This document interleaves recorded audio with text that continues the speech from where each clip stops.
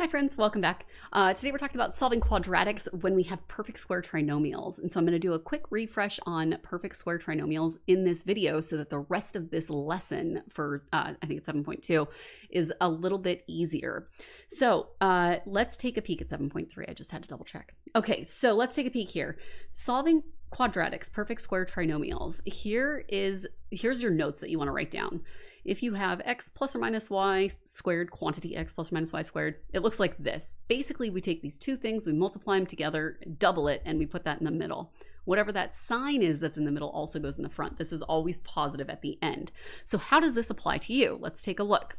So we've got some examples here. X minus 3 squared.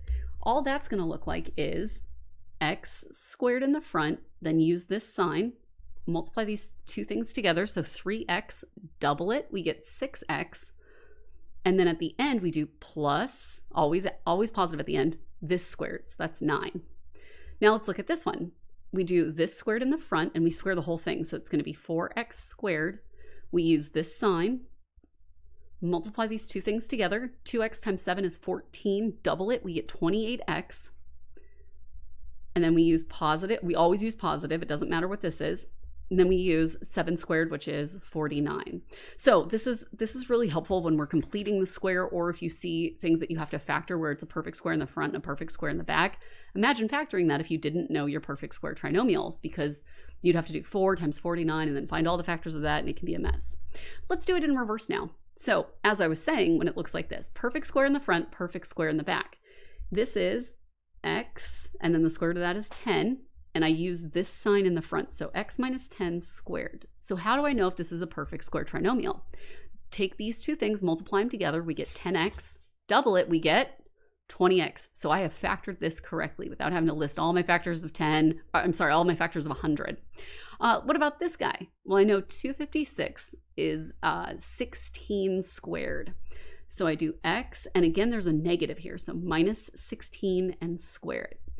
X times 16 is 16x, double it, 32x, bam, you have just factored it. So now we're going to practice making a perfect square trinomial just so that you can see what happens when we solve these perfect square trinomials. So for this guy, if I wanted to make this a perfect square trinomial, remember that what we do is we take half of this and square it. So half would be 2 squared, right? And 2 squared is 4. So let me use a different colored pen so you can see. So that would be 4. So I now have x squared plus 4x plus 4, which becomes x plus 2 squared, like that. But this is the perfect square trinomial all the way FOILed out, and this is when it's factored. Now what about this? Again, we want to use half of this, so negative 4 squared. Now, negative 4 times negative 4 is positive 16. But why is that negative important there? Well, that's because if I do x minus 4 squared, because remember, I take one of these and one of these, and I make it look like that. That's where I get that minus sign, okay?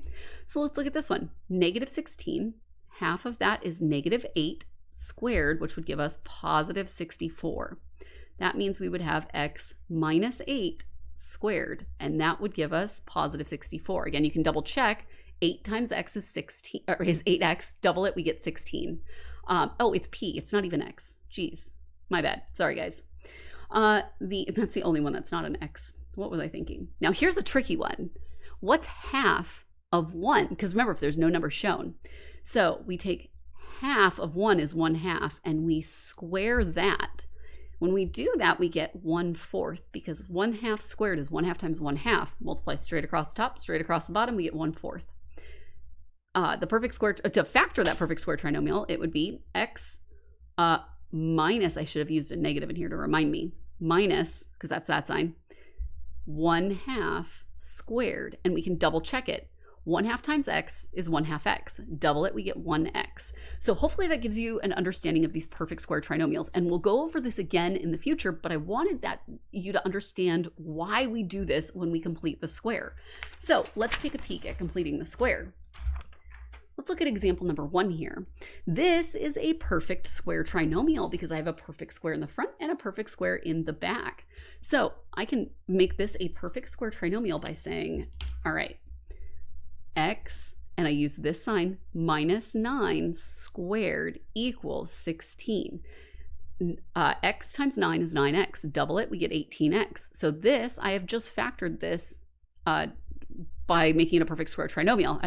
I'm dumbstruck I'm speechless.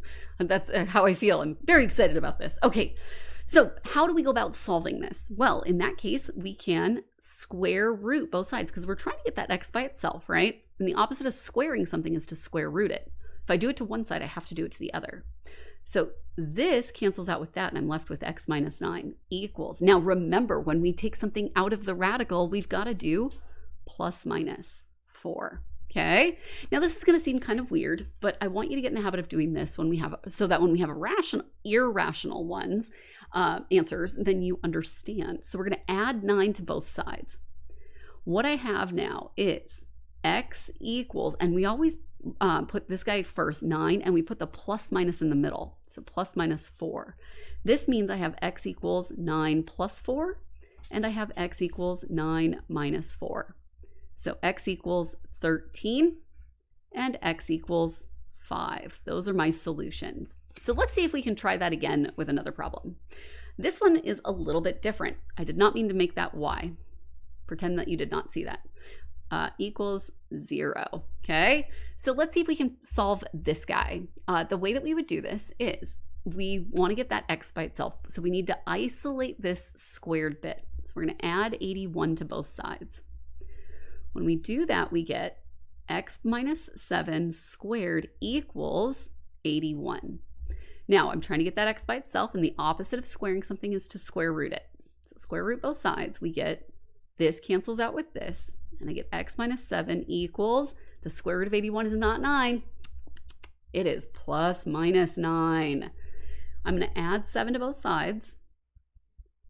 So now I have x equals 7 plus minus 9, which means I have two equations here. I promise doing it like this, 7 plus minus 9, throwing your plus minus. When we get into irrational, it'll make way more sense. So I want you to get in the habit now. X equals 7 plus 9, and we have x equals 7 minus 9. Plus 9, we get 16. Minus 9, we get negative 2. Yes, okay, phew, just double checking. Those are our two answers. So that is kind of an intro to completing the square. Hopefully you found that helpful, and we'll see you next time.